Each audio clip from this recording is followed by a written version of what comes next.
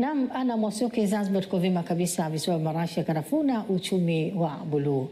Serikali ya Mapinduzi ya Zanzibar imezindua kampeni maalum yenye lengo la kutoa elimu ya kuwalinda watoto dhidi ya matumizi mabaya ya mtandao. Hayo yamebainishwa na Waziri wa Mawasiliano, Teknolojia ya Habari na Ubunifu Zanzibar, Modric Ramadhan Soraga, alipozungumza na waandishi wa habari mjini Unguja. Mtoto ambaye amezaliwa 2012 sio sawa na yule ambaye amezaliwa mwaka 1992 au 82. Huyu 2012 exposure yake ni kubwa sana.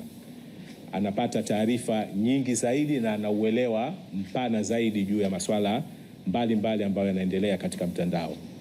Kwa hiyo kama wizara hili tumeliangalia kwamba linahitaji sura kitaifa na liwe linaendeshwa kwa kampeni maalumu kabla halijawa ni janga la kitaifa. Nadhani tuna mifano mengi tu ambayo tunaiona huko duniani. Nchi kama Australia na Uingereza wameweka na sheria kabisa kwamba matumizi ya mtandao kwa mtoto ni kuanzia miaka 16 na kuendelea mbele.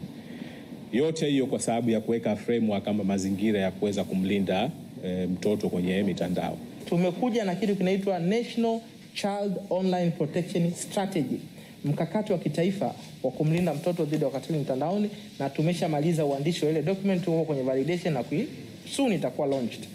Lakini vile vile na kwenye hayo, kwa hiyo ni success story kwenye upande wa documentation. Lakini baada ya hapo tumeshaanza kuja na mikakati sasa ya kuzuia maudhui ambayo ndani na watoto, lakini hiyo kupitia control ambayo ni teknolojia. Lakini vile vile tumekuja na namba 116 ambayo nafikiri mpaka huku inaweza ikafanya kazi. Ukipiga namba 116 unaweza ukaeleza changamoto mtoto wako anazozipitia kwenye mtandao. Kuna watu wanafanya kazi masaa 24, wanaweza wakamcancel yule mtoto kama amepitia udhalilishaji mtandaoni, kama ameitishwa picha ya uchi, na namna gani inaweza ikatolewa ile picha kwenye mitandao ili isiendelee kumwathiri yule mtoto na mambo mengine ya hapa na pale. 8, mtoto wa miaka 10 anaweza kaa na urafiki na mzee wa miaka 70 bila kushangaa. Tukitoka hapo nje tukamkuta babu wa miaka 70 ana urafiki na mtoto wa miaka 10, yani lazima tustaajabu. Lakini huko Instagram, Facebook ni marafiki na wanachat. Inabidi tujiulize kwamba kuna nini?